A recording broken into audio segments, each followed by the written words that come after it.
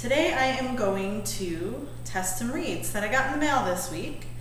My equipment is laid out here on my fancy counter. Just got my knife and a cutting block, a plaque, a sharpening stone in case I need to do anything to these reeds. A little cup of water. The way I soak reeds all the time pretty much, is just a quick dip and then I let them sit. I don't let them soak in the water ever. They get waterlogged, at least for me. That does not work. So I'm going to let those hang out a second while I explain what I'm going to do and go from there. Got my trusty kombucha as well. Wouldn't fix reeds without it. Okay, so we offer a little tutorial through MKL Reeds. I forget what it's called, but something about sending your reeds and I critique them. So I look at them, I go through them, I play them, and I jot it all down on the computer and basically send out a printout to the reed maker as to some suggestions of how to improve their reeds. So let me start off with a philosophy of reeds that I hold, so you know where I'm coming from. As the owner of a reed company, I want to know that reeds play. Now I know that sounds really simple, but it's overlooked by many. You know, we're concerned as oboists about the dark sound, or the Mahler piece we're playing, or this piece we're playing, or the concerto, or the chamber music piece. But really, if you take a reed back to its basics, it just has to play. And as somebody that's sending out hundreds of reeds every month, we have to make sure they play. So although the people sending me these reeds aren't necessarily looking to make reeds for a reed company, I go about it the same way.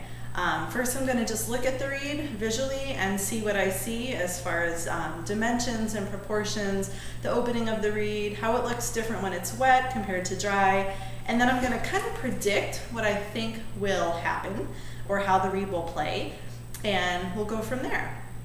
Okay, so these reeds just arrived in the mail 2 days ago. Took them out today. Gave them a quick dip, as you saw.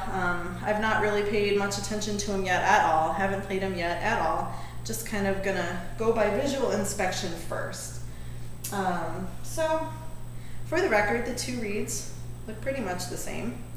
They're nicely tied. That doesn't have a lot to do with the overall end result, although obviously if they're unraveling, which we've all had happen, good reeds can become no reeds quickly.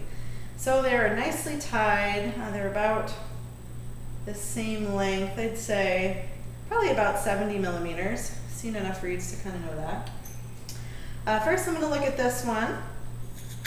So when it arrived in the mail, it was rather closed, which is fine, you know, better that really. At least for the altitude I'm in, they tend to blow up a little bit once water is on them. So having said that about the altitude, actually, my personal experience and feeling is that a good reed works anywhere. So I know we all get, you know, in a tizzy about knowing we're going to travel to a higher elevation and how we're going to make reeds at that elevation, and I totally get that. But the truth is, if you have a good reed, it pretty much works anywhere. It's just the making of the reeds can change when you're at a different altitude than you're used to. So being that this is a, you know, looks like a great reed, I don't even know where it came from. Somewhere on the East Coast maybe? But I don't expect, you know, anything horrid just because I'm at 4,500 feet. Okay, so again, opening looked great prior to soaking. It still looks great. It's not very open. It's not shut all the way. Got a nice opening. Looking at the length of the back as compared to the heart.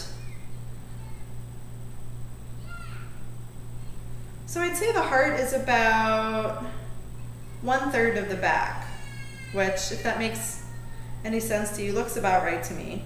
Heart could have been left a little longer, but maybe where this reed was made, this worked just fine. So not too much concern there. Want to keep it wet. The spine is a little scraped out, which is easy to do when your knife is dull. So be sure to keep your knife sharp and then go right up next to the spine without hitting it with your knife.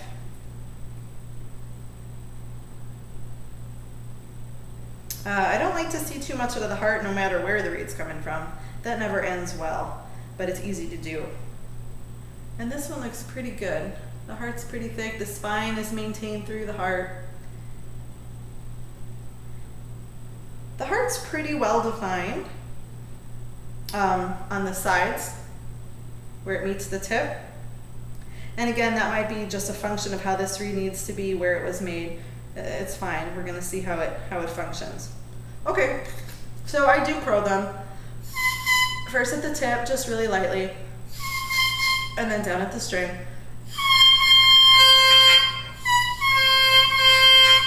Yeah, it's got a nice octave. It's a little thin sounding, so my prediction is it'll play pretty easily but won't be too full, which, you know, is neither here nor there because it might be full for somebody else, but I know for me it's probably going to be a little thin, but functional. And again, function's really the main point. Take a reed with function and then refine it, but don't lose the function. That doesn't do anybody any good. So first, I'm not worrying about sounding pretty here or really doing much of anything except testing function. So I'm not going to grip on it with my embouchure and try and make it sound beautiful or try and make it anything. I'm just going to play it. I'm going to play it as if, you know, I don't really know what I'm doing and my mouth is just kind of loose and I just want to see how the response is. So first I'm just kind of testing the response. How much air do I need to go through this reed? And then how easy is it to get a sound?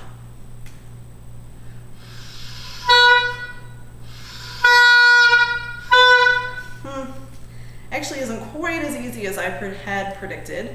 You heard that hesitation when I blew, and then kind of a honking sound. So this is the kind of reed that a professional or an advanced student could kind of shape with their air into something much more, what's the word, sophisticated. But the truth is, this reed just right off the bat is lacking a little function. It's lacking just plain old response, play it out of your ear kind of thing. Let's try it again. Yeah, I mean, I can make it work.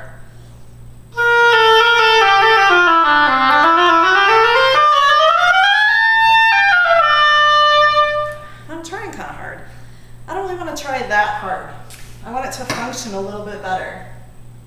So what I'm going to do is just take a little bit out of the sides of the heart, kind of blend it into the tip a little bit more. I want the response more immediate. And again, I might change my mind personally along the way as a professional, but as a reed I just get in the mail and, you know, especially if it was a reed from somebody that I was maybe going to mail out for a customer, it just needs to respond easier than that. So I'm just going to get in there with my knife, not pressing too much, just kind of blending that area. There's kind of like a roadblock.